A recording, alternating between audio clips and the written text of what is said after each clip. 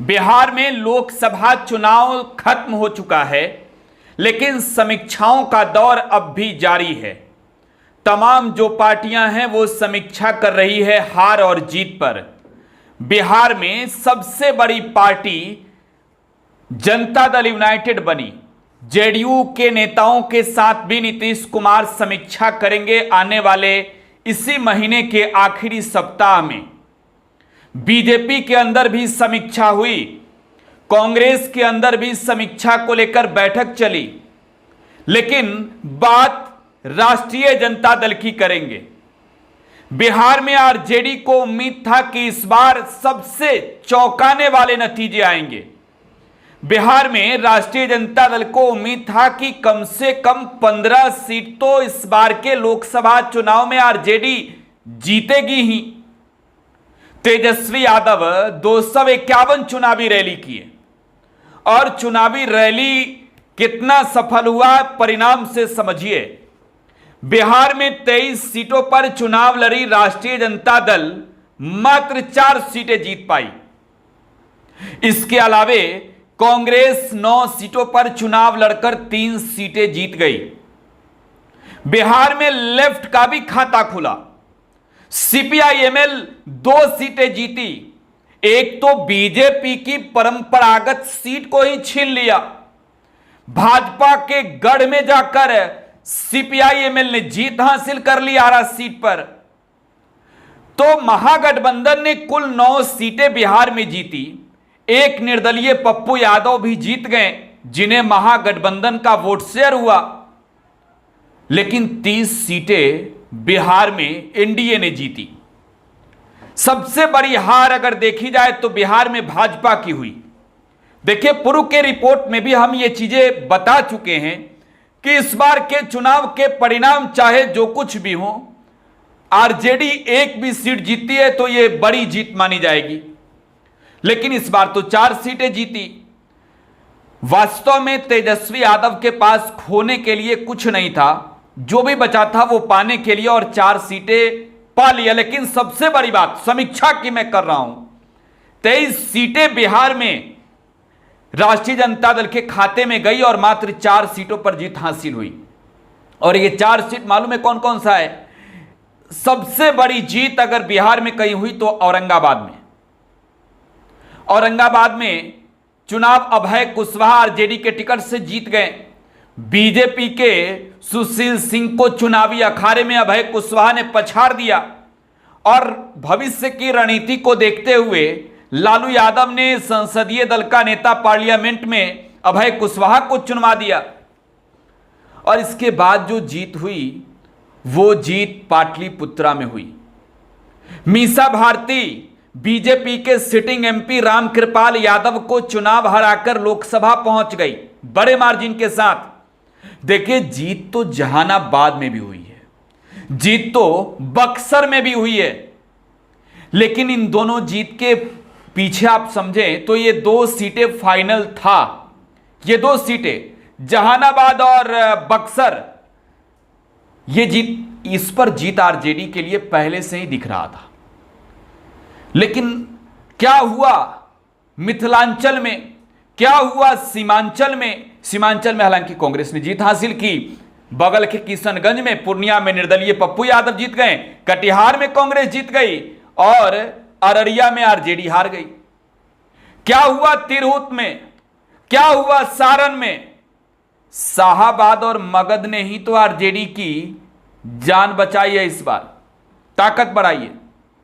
तो अब तेजस्वी यादव ये समझ रहे हैं कि बिहार विधानसभा के अंदर सबसे बड़ी पार्टी आरजेडी है। तो क्या विधायकों का काम इस तरीके का नहीं रहा कि जनता से फीडबैक जो मिलना चाहिए वो नहीं मिला?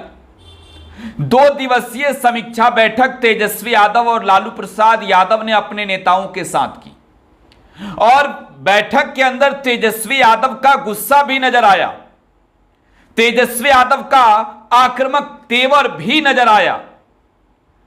तेजस्वी यादव ने कहा कि हर क्षेत्र में राष्ट्रीय जनता दल के विधायक हैं, हर एक क्षेत्र में, चाहे आप मगध की बात कीजिए, शाहाबाद की बात कीजिए, आप मुंगेर की बात कीजिए, आप दरभंगा की बात कीजिए, मुजफ्फरपुर के तिरहुत के इलाके की बात कीजिए, सीमांचल की बात कीजिए, मिथिलांचल की बात कीजिए, या फिर बात आप सारण और सीवान की करिए, हर जगह तो आरजेडी की जीत हुई ही है। तो फिर आखिरकार लोकसभा के चुनाव में आरजेडी मन मुताबिक सीटें क्यों नहीं जीत पाई? वोट क्यों नहीं ट्रांसफर हुआ? तेजस्वी यादव का साफ तौर पर यह कहना था कि नेताओं को निर्देश दिए गए थे, निर्देश कि आप गांव में जाइए, आप दलितों से मिलिए, पिछड़ों से मिलिए, आप लोगों की आवाज बनिए, विपक्ष में है तो उनकी काम के लिए आप काम कीजिए, आप उनके हित का काम कीजिए, आप भाईचारे की बात कीजिए। अगर ऐसा नहीं हुआ तभी तो बिहार में अति पिछड़े जाति के लोगों का वोट नहीं मिला, शाहाबाद और मगध छोड़कर कहीं भी। हालांकि वोट शेयर बढ़े हैं, लेकिन जीत क्यों नहीं हुई? सीतामढ़ी की जीत तेजस्वी यादव आसान समझते थे, मधुबनी की जीत को आसान समझते थे। इसके अलावा अगर बात की जाए तो वैशाली की जीत को आसान समझ रहे थे तेजस्वी यादव। अररिया में फाइनली वो जीत का मूड बना चुके थे, दरभंगा में जीतते हुए नजर आ रहे थे आरजेडी के अंदर सर्वे जो हुए। लेकिन वास्तव में सबका सब धाराशायी क्यों हुआ? क्या राष्ट्रीय जनता दल के विधायकों ने ग्राउंड पर जनता के लिए काम नहीं किया है? और तेजस्वी यादव ने कहा कि आपके पास 1 साल का वक्त है, 5 साल में क्या किया नहीं जानते। लोकसभा चुनाव की हार तो मंजूर, लेकिन आपके अगर काम नहीं करने के वजह से विधानसभा में हार हुई तो इसके जिम्मेवार कौन होंगे? यह किसके सिर पर मोड़ा जाएगा कि कौन है जिम्मेवार? तेजस्वी यादव ने तो अपनी भूमिका को बखूबी निभाया। वो नेता प्रतिपक्ष थे और नेता प्रतिपक्ष की हैसियत से बिहार में ना सिर्फ आरजेडी के लिए बल्कि आरजेडी के अलावे वीआईपी के लिए, कांग्रेस के लिए, लेफ्ट में सीपीआई के लिए, सीपीआईएमएल के लिए, सीपीएम के लिए, तमाम दलों के लिए अकेला ही तो चुनाव प्रचार किया। पहला बात ये। दूसरा कि कोऑर्डिनेशन की भी कई जगहों से बातें सामने आई कि आपसी बातचीत तालमेल नेताओं के बीच ठीक नहीं रहा।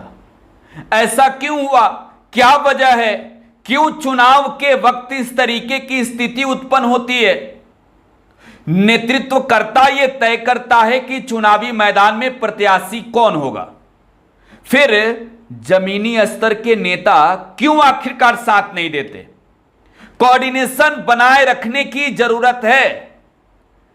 यह 24 की जीत हार को तेजस्वी भविष्य के परिणाम से जोड़कर देख रहे हैं। सामने आने वाले साल 2025 में बिहार में विधानसभा का चुनाव है और बिहार में विधानसभा के चुनाव में आरजेडी ने पिछली बार 75 सीटें जीती और इस बार कई एमएलए का टिकट इस वजह से कट सकता है कि क्षेत्र में उनकी नामौजूदगी ने आरजेडी को कमजोर किया है। इस बार तेजस्वी यादव की पार्टी विधानसभा के चुनाव में सबसे अधिक सीटों पर चुनाव लड़ेगी। आरजेडी ये चाहती है कि कोई लेकिन परंतु इफ बट वाली बात ना हो। 2020 के चुनाव में कांग्रेस ज्यादा सीटों पर चुनाव लड़ी और कम सीटें जीती, इस वजह से सरकार नहीं बन पाई। गठबंधन के अंदर कोऑर्डिनेशन की जरूरत है, वो तमाम जिम्मेवारियां अकेले तेजस्वी यादव निभा रहे हैं। तो इस बार अब सबको तय कर लेना है। देखिए, तेजस्वी यादव की एक कुशल रणनीति आने वाले वक्त में, क्योंकि सामने एक मजबूत गठबंधन के तौर पर एनडीए है जिसमें नीतीश कुमार की पार्टी है, जिसमें बीजेपी है, एलजेपीआर है, हिंदुस्तानी अवाम मोर्चा है, राष्ट्रीय लोक मोर्चा है। तो तमाम बड़े एजेंडे भी जनता के बीच रखने होंगे। पढ़ाई, कमाई, दवाई, सिंचाई, सुनवाई और कार्रवाई की जो बात थी, क्यों जनता के बीच इतनी मजबूती से नहीं पहुंची कि 2024 के चुनाव के परिणाम आरजेडी को मात्र 4 सीटों पर जीत के साथ दिखी। 25 को लेकर आरजेडी ने मास्टर प्लान भी बना लिया है। देखिए, एक और एनडीए नौकरी बांटने जा रही है। नीतीश कुमार ये कह रहे हैं कि हम 10 लाख सरकारी नौकरी देंगे, और 2020 के चुनाव में 10 लाख सरकारी नौकरी का मुद्दा तेजस्वी यादव ने उठाया। 2022 में जब बिहार में महागठबंधन की सरकार बनी तो नौकरी देने का सिलसिला तेजस्वी यादव के साथ वाली सरकार में शुरू हुई।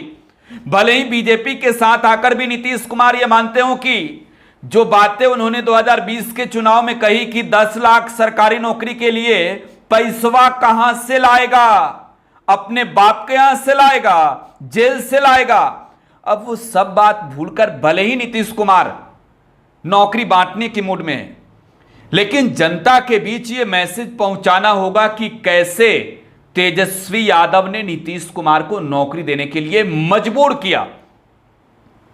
तो ये बड़ी प्लानिंग आरजेडी की बैठक में, समीक्षा बैठक में तय हुआ है, और तेजस्वी ने अपने नेताओं को कहा है कि ग्राउंड छोड़कर हटिएगा नहीं, ग्राउंड छोड़कर हटिएगा नहीं, काम कीजिए जनता के लिए। जिस जनता ने वोट किया उनके सुख दुख का साथी बनिए, और नहीं बने तो चुनाव आने वाले वक्त में है, टिकट का बंटवारा होगा तो टिकट के लिए मत आइएगा। आप अपनी प्रतिक्रिया कमेंट बॉक्स में छोड़ जाइए।